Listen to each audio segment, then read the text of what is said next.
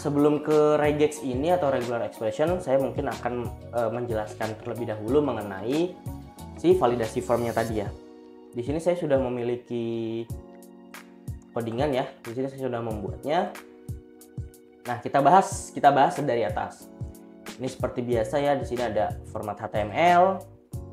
Kemudian di sini ada head, di sini title, di sini saya semuanya membuatnya secara internal ya. Di sini saya membuat internal CSS, saya taruh di sini internal style ya. Dan di bawah juga saya memasukkan functionnya di dalam internal sini juga. Tapi kan kita juga bisa membuat nih seperti ini nih, ada style.css, kita bisa membuat. Nah, kalau ini apa namanya? Ayo, ada yang masih ingat?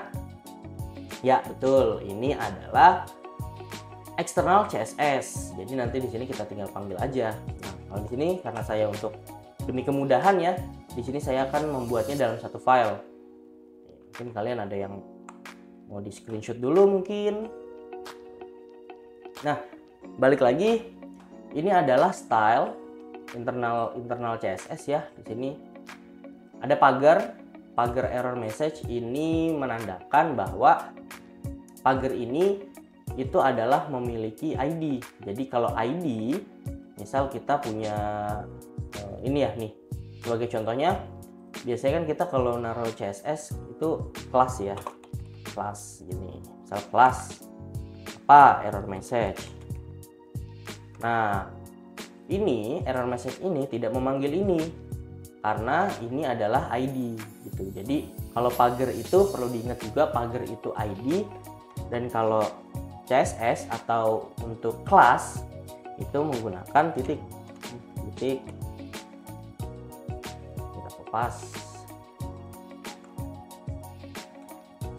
Nah, ini ID error message, dan ini adalah class error message itu.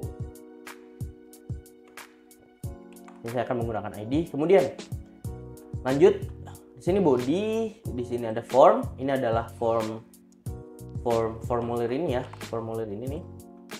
Ini form. Kita kasih ID my form, kita berikan on submit.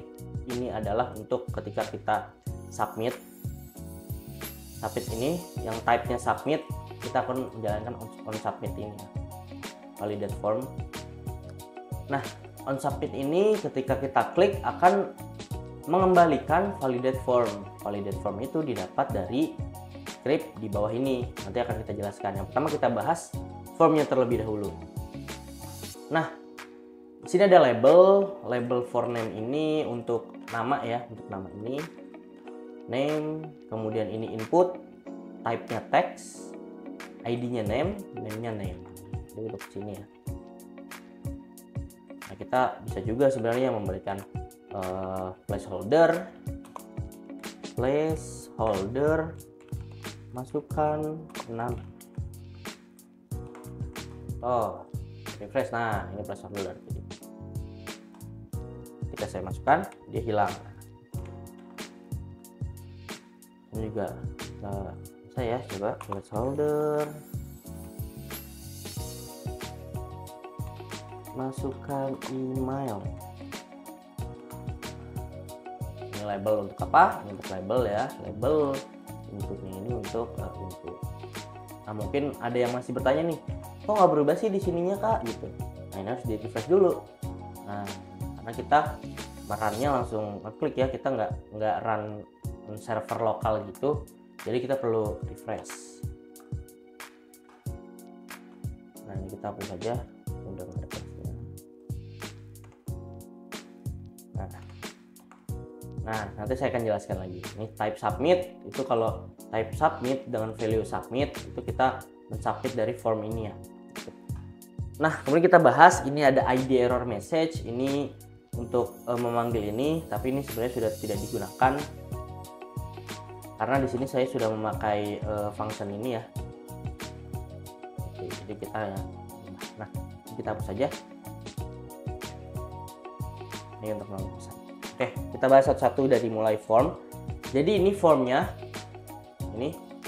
Nah, kita bahas mengenai dari daripada si validate formnya terlebih dahulu, karena masih validasi form ya pembahasannya. Jadi kita var, kita biasa deklarasikan dulu variabelnya. Kita punya variabel name, dia mengambil elemen yang memiliki ID name.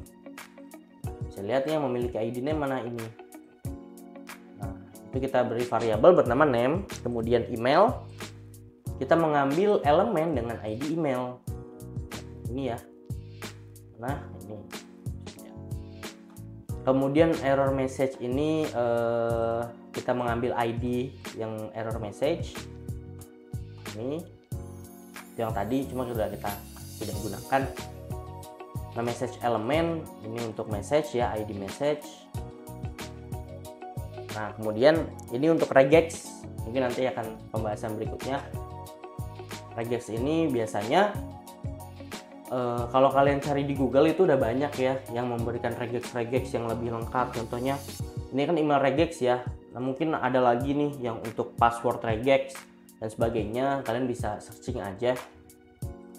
Nah, ini adalah kondisi untuk validate formnya atau validasi formnya. Jadi untuk validasinya, saya akan jelaskan ini kondisional ya. Jadi if itu jika name itu dari sini ya, dari elemen yang ID-nya name di trim. Jadi trim itu adalah fungsi untuk menghilangkan spasi di akhir dan di awal dan di akhir dia menghilangkan spasi. Jadi untuk name.trim, jadi kita hilangkan akhir dan awalnya. Kalau sudah kita hilangkan tapi dia sama dengan tidak ada atau kosong ya, berarti name tersebut kosong, maka kita tampilkan nih message-nya tidak boleh kosong, maka true gitu. Jadi nah, dapat dari sini itu didapat dari display message ini. Ini nanti akan saya jelaskan. Nah, ini untuk validasinya. Kemudian selain nama, saya juga melakukan validasi pada email. Nah, email.trim, nah saya trim lagi nih, dia nggak boleh kosong. Kemudian, nah ini regex nih, regex.test. Jadi test ini adalah fungsi untuk menyamakan string email nih, string email dengan yang ada di email regex, yang ada di regex ini. Kalau dia nggak sama, ini kalau tidak nih adanya, ini juga masuk ke pembahasan kemarin mengenai operator ya. Tampilkan display message, masukkan email yang valid. Nanti kita akan bahas lagi.